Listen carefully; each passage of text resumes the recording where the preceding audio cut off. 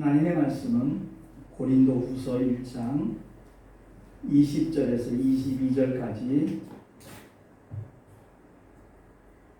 짧은 절수니까 우리 한 목소리로 합독해서 하나님의 말씀을 봉독하겠습니다. 시작. 하나님의 약속은 얼마든지 그리스도 안에서 예가 되니 그런즉 그로 말미암아 우리가 아멘하여 하나님께 영광을 돌리게 되느니라. 우리를 너희와 함께 그리스도 안에서 견고케 하시고 우리에게 기름을 부으신 이는 하나님이시니 저가 또한 우리에게 인치시고 보증으로 성령을 우리 마음에 주셨느니라. 아멘. 기도하겠습니다. 하나님 아버지, 오늘도 우리를 불러주셔서 거룩하신 성삼위 하나님 앞에 예배할 수 있도록 복 주심을 감사합니다. 주님만 바라보는 믿음의 시간 되게 하시고 증거되는 하나님의 말씀을 통하여 우리 모두가 깨닫고 하나님의 놀라운 은혜 가운데 들어갈 수 있도록 역사하여 주옵소서. 진리를 알지니 진리가 너희를 자유케 하리라 말씀하신 주의 말씀이 우리 각자에게 응하는 시간이 되게 하여 주시옵소서. 전하는 자나 듣는 자가 다 함께 큰 은혜 있기를 간절히 소망하고 우리 구주 예수 그리스도 이름으로 감사하며 기도하옵나이다. 아멘. 인사하십시다. 사랑하며 축복합니다. 너무 반갑습니다. 제가 말씀은 많이 들었습니다. 우리 이영애 집사님이 이렇게 교회가 이전하고 난 다음에 첫 번째로 함께 예배하는 귀한 집사님이라 더욱더 반갑고 기쁘네요. 자, 오늘 말씀은 하나님의 약속과 성령의 보증이라는 그런 제목을 제가 붙여봤습니다. 이 세상은 두 종류의 사람이 삽니다. 한 종류는 하나님의 약속을 받은 사람이고 한 종류는 그렇지 않은 사람입니다. 구약의 이스라엘 백성들은 하나님의 약속을 받긴 받았는데 그 말씀은 말 그대로 구약입니다. 옛날 약속입니다. 그 옛날 약속은 우리의 죄를 깨닫게 하는 계명들로 되어 있습니다. 그래서 사도 바울은 그 구약을 죄와 사망의 법이다 이렇게 표현하고 있고요. 그러나 2000년 전에 이 땅에 오셔서 십자가에서 피 흘려 죽으시고 사흘 만에 부활하셔서 인류의 모든 죄를 도말하시고 부활의 천년이 되셔서 믿는 모든 자들에게 하나님의 자녀가 되는 권세와 함께 부활의 영원한 산소망을 허락하신 주님의 말씀은 신약이라고 말합니다. 새로운 약속이라는 거죠. 그래서 그 약속을 받은 사람은 누구나 다 그 아름다운 천국, 우리의 영원한 아버지의 집에 들어갈 수 있다는 것을 우리가 기억을 하고 여전히 그 약속을 모르는 사람들, 약속을 듣고도 믿음으로 화합하지 못한 이웃들이 우리 주변에는 굉장히 많이 있습니다. 그 문제가 얼마나 심각한 문제고 그것이 영원한 문제라는 것을 알지 못하니까 그들은 눈에 보이는 세계에만 이 세상에만 몰두하고 살다가 자기가 어디로 가는지도 모르고 살다가 마지막 순간에는 그야말로 영원히 꺼지지 않는 불못에 던지는 그들이기에 주님은 우리에게 그 불쌍한 마음을 가지라는 겁니다. 그들을 향해서 긍휼한 마음을 가지고 주님의 놀라운 사랑과 은혜를 전하라는 거죠. 그게 곧 주님의 지상 명령이기도 하고요. 그래서 오늘 말씀을 통해서 제가 한 사람을 소개한다면 미국의 판사였어요. 그리고 무신론자였는데 찰스 핀이라는 유명한 부흥사가 있습니다. 그런데 미국의 법관들은요, 전부 다 그 모든 법이 모세 오경에서 비롯되었다는 것을 알기 때문에 모세 오경을 연구합니다. 이 핀이라는 사람도 역시 모세 오경을 아주 유심히 살펴보다가 믿음이 생겼어요. 할렐루야. 그래서 이게 굉장히 참 중요한 간증입니다. 하나님의 말씀을 자꾸만 보고 또 보고 듣고 또 듣다 보면 그리스도 예수의 말씀을 듣는 자들에게는 하나님께서 믿음이 싹트게 해주셔요. 그래서 그 믿음이 점점 자라나고 그야말로 뿌리를 내리고 30배, 60배, 100배의 결실을 이룬다면 그 사람은 주님 앞에 영원히 칭찬받을 수 있는 옥토인 거죠. 그래서 우리는 말씀을 들을 때마다 먼저 회개하며 기도하는 이유가 나도 모르는 사이에 세상에서 우리의 마음이 오염될 수 있거든요. 그래서 주님의 보혈 앞에 다시 한번 나를 고백하면서 우리의 심령의 그릇을 깨끗하게 하고 난 다음 그리스도의 말씀을 반복해서 듣다 보면 그 믿음은 점점 자라납니다. 믿음이 자라난 만큼 하나님의 일에 동참할 수도 있는 거거든요. 그래서 예수를 믿는 사람들 보면 현실의 문제를 해결하기 위해서 대부분 그래서 처음 교회에 발을 디디는 경우가 많습니다. 근데 그것으로 끝나는 사람은 참 불쌍한 사람이지요. 그것이 하나의 계기가 되어서 교회 갔더니 목사님들도 늘 하나님의 말씀을 전해주는데 그 말씀에 관심을 갖고 귀를 기울이다 보면 사모하는 마음만 있기만 하면 성령께서 그 말씀이 믿음의 역사를 일으키도록 보증해 주시는 줄로 믿습니다. 오늘 본문을 통해서 사도 바울이 하는 메시지가 바로 그겁니다. 20절 말씀을 한 번 더 합독을 하죠. 시작. 하나님의 약속은 얼마든지 그리스도 안에서 예가 되니 그런즉 그로 말미암아 우리가 아멘하여 하나님께 영광을 돌리게 되느니라. 아멘. 히브리서에 보면 주보에 나와 있으니까 이 말씀도 우리의 심령에 새겨지기를 원하는 마음으로 주보에 히브리서 4장 12절 말씀 우리가 다 같이 소리 내어서 한 목소리 한번 합독을 하는데 이 말씀이 내 안에 그대로 각인될 수 있도록 사모하는 마음으로 한 목소리를 한번 합독을 하도록 하겠습니다. 히브리서 4장 12절입니다. 시작. 하나님의 말씀은 살았고 운동력이 있어 좌우의 낯선 어떤 검보다도 예리하여 혼과 영과 및 관절과 골수를 찔러 쪼개기까지 하며 아멘. 세상에서는 의사들이 사용하는 메스라 그러죠. 수술할 때 쓰는 칼을 말합니다. 가장 예리할 겁니다. 근데 하나님의 말씀은 좌우의 낯선 어떤 검보다도 더 예리하다고 히브리서는 말씀을 하고 있습니다. 그 하나님 말씀은 살았기 때문에 운동력이 있기 때문에 우리의 영과 혼과 또한 육체까지 찔러 쪼개기까지 한다라고 말씀하는 겁니다. 관절과 골수가 바로 우리의 몸을 가리키는 거거든요. 그래서 그 말씀에 대하여 우리가 어떤 자세를 취하느냐에 따라 그 결과는 판이하게 달라질 수 있는 겁니다. 그래서 사도 바울이 1장 20절에 이렇게 강조를 하는 거예요. 하나님의 약속은 얼마든지 어디에서? 그리스도 안에서. 그리스도 안에서 예가 된다. 반드시 이루어진다는 거죠. 그런즉 우리가 아멘 하여서 하나님께 영광을 돌린다.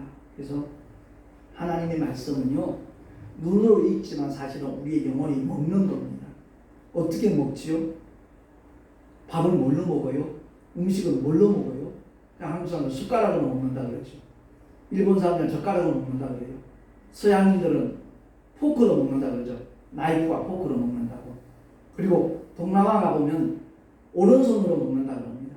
그런데 성경은 분명히 말씀합니다. 하나님의 양식인 그야말로 주의 생명의 말씀은 우리가 아멘 하면서 먹는 것인 줄로 믿으시기 바랍니다.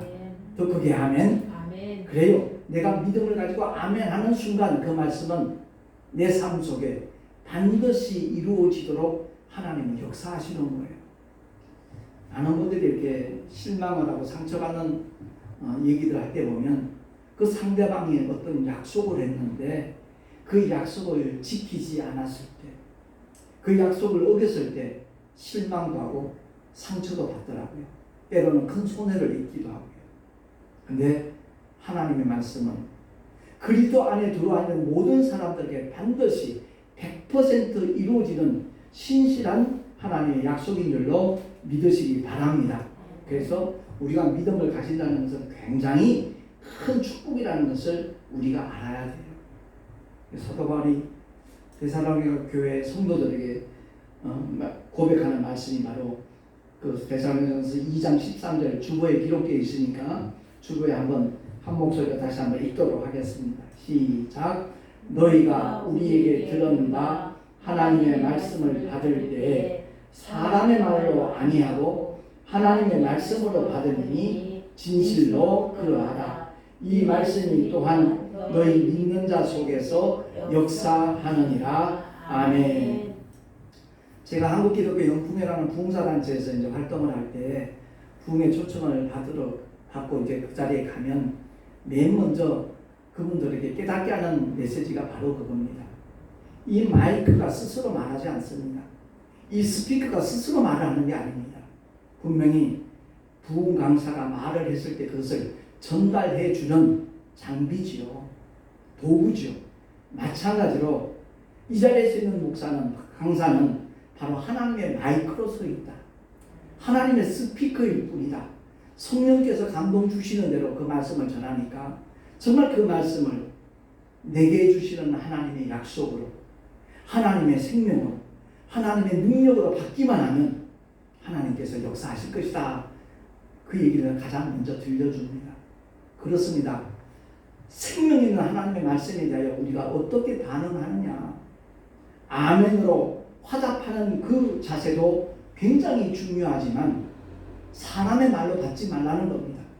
아무개 목사가 전하는 말이니까 저 목사의 말이지 이렇게 생각하는 분들은 어떤 역사도 경험하지 못할 겁니다.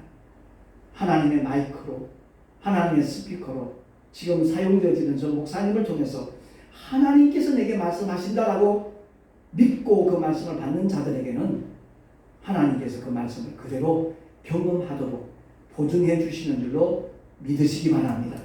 이 믿음 갖자는 겁니다. 주일마다 이렇게 예배 시간에 하나님의 생명의 말씀을 대언하는 이유가, 그 목적이 바로 거기에 있는 겁니다. 한 주간 동안 세상에 살다 보면 나도 모르게 이렇게 마음이 물들 수 있거든요. 찌들 수 있거든요. 자칫 믿음이 흐려질 수 있거든요. 그래서 주일마다 다시 주 앞에 나와서 그 생명의 말씀, 신실하신 하나님의 말씀 앞에 나를 비춰보면서 혹여 내가 말씀을 놓쳤다면, 혹여 내가 말씀을 잘못 깨달았다면 그 말씀을 통해서 다시 내 믿음을 고쳐잡고 부활의 산소망, 이 세상에 어떤 유혹이 있고 어떤 어려움이 있고 핍박과 박해가 있을지라도 부활의 산소망만은 결단코 놓치지 않는다라는 고백이 바로 주님 앞에 드리는 주일 예배인 줄로 아시기 바랍니다. 그래서 주일 예배에 목숨 거는 사람, 복 있는 사람이에요. 그냥 인본주의에서 말하는 주일 성수라는 그런 의미가 아닙니다. 주일을 왜 지킵니까? 주일은 예배를 드려야죠. 예?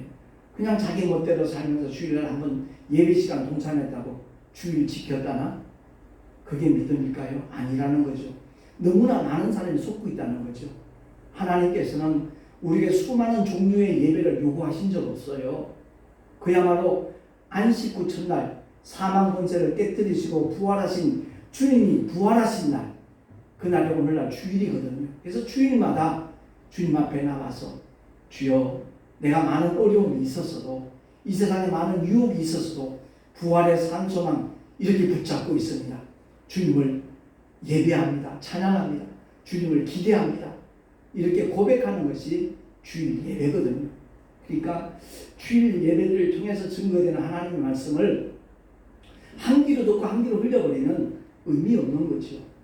정말 귀 기울여 듣고 그 말씀을 귀로만 듣는 것이 아니라 우리의 심령을 어떻게 해야 돼요?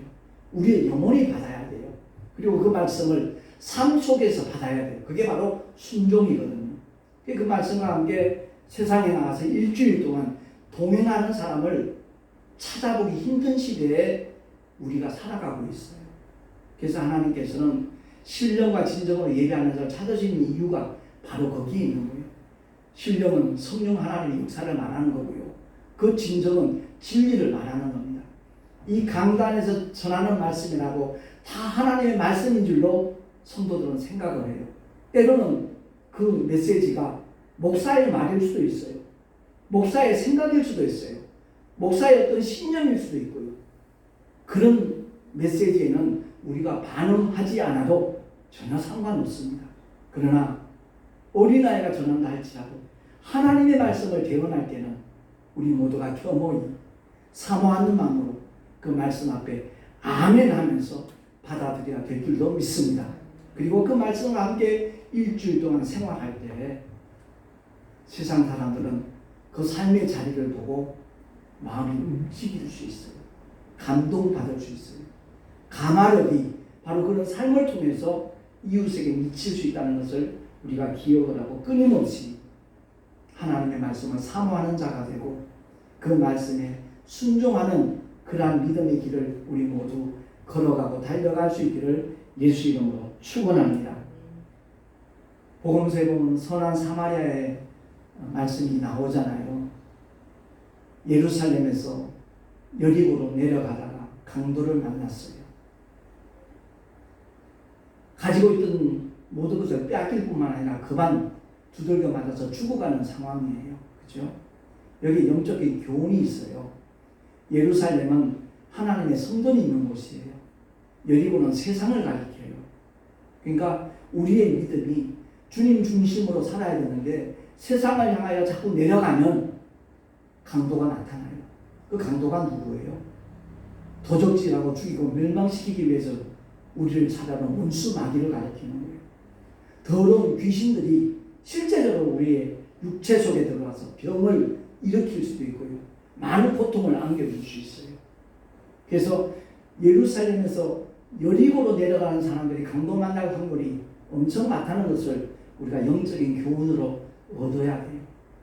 그런데 거기에 대제사장도 레위인도 제사장들도 지나가다가 그냥 지나쳐버리잖아요.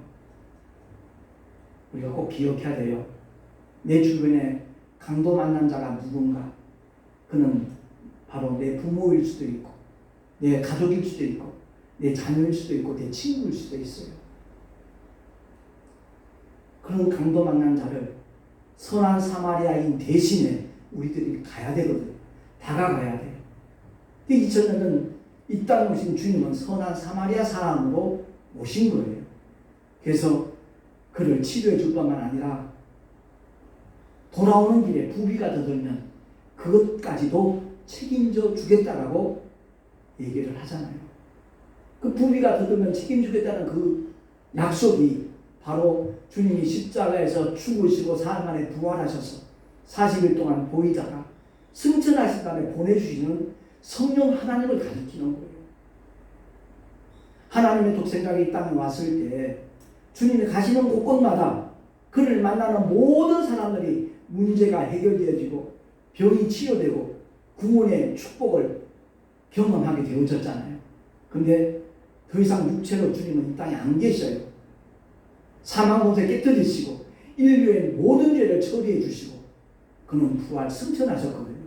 그리고 다른 보혜사를 보내주겠다는 약속하셨어요. 그러니까 2000년에 이 땅에 오신 예수님은 우리들의 보혜사로 오신 거예요. 보호하시고 은혜를 베푸시는 스승이라는 뜻이에요. 보혜사라는 말은. 근데 더 이상 육체로 오신 보혜사가 아니라 이제 하나님의 거룩한 영이신 성령 하나님이 다른 보혜사로 오신다는 거예요. 그 다른이라는 헬라 원어가 알라라는 단어인데 본질은 같은데 형태만 다르다는 거예요. 그러니까 영으로 오셔서 누구든지 예수의 보혈로 죄 씻음받은 거룩한 영혼이 되는 순간 그 성령 하나님은 임하실 수 있는 거예요. 그래서 성령 받은 베드로가 첫 번째 설교에서 성령을 선물로 받으리니 그런 거예요. 우리의 노력과 상관없어요. 오직 예수의 공로 의지만 하면 정말로 주님의 십자가의 보혈이 인류의 모든 죄, 내 죄를 포함한 아담의 원죄를 위시해서 인류의 모든 죄를 깨끗게 하셨다는 사실을 믿고 받아들이기만 하면 성령 하나님은 바로 임할 수 있는 모든 조건이 갖춰지기 때문에 성령을 선물로 받으리니라고 베드로가 그렇게 전하는 겁니다. 그래서 성령 하나님을 모신다는 것을 많은 분들이 어렵게 생각해요. 때로는 산기도 가야 되고 작정기도 해야 되고 철학기도 해야 되고 금식기도 해야만 성령을 받을 수 있는 것으로 잘못 가르쳐 왔어요. 결코 그게 아니라 우리가 성령 받기를 사모하는 이상으로 누가 더 원하신다고요? 천부 아버지께서 더 원하신다고 누가복음 1장 13절 쪽에서 예수님이 일러주셨어요. 구하는 자에게 성령을 주시지 않겠느냐라고 주님이 일러주셨거든요. 그러니까 우리 모두가 다 예수의 보혈이 내 죄를 다 사하셨다라는 하나님의 약속을 먼저 믿는 자가 되기를 예수 이름으로 축원합니다. 그리고 누구든지 예수 그리스도를 믿는 자에게는 하나님의 자녀가 되는 명분만 주는 것이 아니라 하나님의 자녀가 되는 권세까지 허락하시는 분이 우리 하나님이심을 믿으십시다. 그 믿음을 가진 자가 구하는 게 바로 아버지 나도 이제 거룩한 영혼 되었으니까 성령 하나님 내게도 보내주세요. 고백하는 순간 성령 하나님은 바로 우리들의 영 속에 임하시는 분이시고 그 성령 하나님은 영원토록 떠나지 않는 분이라는 것을 확실히 믿으시기 바랍니다. 요한복음 14장에 주님이 분명히 일러주셨잖아요. 그래서 저와 여러분의 믿음은 어떤 교리적인 믿음 말고요. 성경만 많이 본다고 되는 건 아니라는 것을 꼭 알아야 돼요. 하나님의 약속이 무언가 그 구체적으로 알 수 있는 것은 성경을 보는 방법밖에 없어요. 읽고 보고 주일날 예배를 통해서 전했던 설교를 듣고 계속해서 반복해서 들을 때 하나님이 이런 약속도 하셨네, 저런 약속도 해주셨네 알게 돼요. 근데 그것을 내가 붙잡는 것도 대단히 중요해요. 그러나 그것은 불완전해. 때로는 어려운 상황이 닥쳐오면 그 약속을 의심하기도 하고요. 하나님이 나를 사랑하시지 않는 게 아닌가? 혹시 나를 버리시지 않았나? 엉뚱한 오해를 하게 되는 거죠. 그런데 성령 하나님이 임하셔서 내 믿음을 인쳐주시고 보존해 주시기만 하면 어떤 유혹이 와도 어떤 핍박이 와도 어떤 환난이 와도 그 말씀을 결단코 놓치지 않아요. 그 은혜를 우리 모두 사모하시기 바랍니다. 그 은혜를 받은 자가 복 있는 사람이라고 성경은 말씀하고 있는 것이에요. 그래서 고린도전서 2장 13절에 주보에 나와 있으니까 합독합니다. 시작. 우리가 이것을 말하거니와 사람의 지혜에 가르친 말로 아니하고 오직 성령에 가르치신 것으로 하니 신령한 일은 신령한 것으로 분별하느니라. 아멘. 옳습니다. 신령한 것은 신령한 것으로 분별할 수 있는 겁니다. 제가 11년 전하고 그 이후하고 내 목회가 다르다는 고백을 많이 했잖아요. 내 열심으로 세미나도 열심히 다니고 열심히 공부하고 준비해서 설교문을 만들어가지고 전하기만 해도 설교 잘한다는 소리 참 많이 들었어요. 그게 목회인 줄 알았어요. 근데 목회의 주체가 설교의 주체가 김정우 목사가 아니라 성령 하나님이 되실 때 정말 하나님께서는 죽는 자들의 마음속에 감동도 주시고 죄를 생각나게도 하시고 회개하도록 만들어주시고 병도 치료하시고 역사하신다는 것을 깨닫고 난 다음에는 제가 온전히 주님만 바라봐요.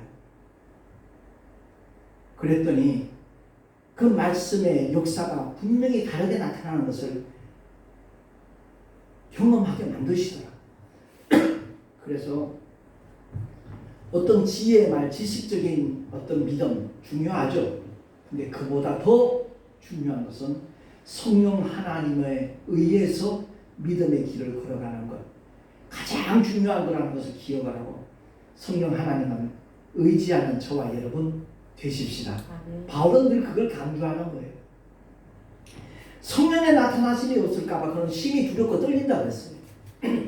나는 말씀을 전했는데 듣는 사람들 속에 성령의 감동, 감화나 역사가 없다라면 그건 전부 다 헛수고가 되기 때문에 바울은 늘 그것을 고백을 하고 있는 겁니다. 그래서 부활하신 주님이 제자들에게 하실 말씀 얼마나 많겠어요. 근데 누가복음 24장 49절 말씀 주보에 또 나와 있으니까 큰 목소리로 한번 합독을 하겠습니다. 시작. 볼지어다 내가 내 아버지의 약속하신 것을 너희에게 보내리니 너희는 위로부터 능력을 입히울 때까지 이 성에 유하라 하시니라. 아멘. 감옥에도 따라가고 죽는 자에도 따라가겠다고 큰 소리치던 베드로가 막상 주님의 십자가의 사건 앞에서는 3번씩이나 부인을 하잖아요. 실패했던 베드로. 그러나 부활하신 주님을 만나고 난 다음에 주님이 이 말씀을 하셨거든요. 볼지어다 내가 내 아버지 약속하신 것 뭐죠? 성령 하나님이에요.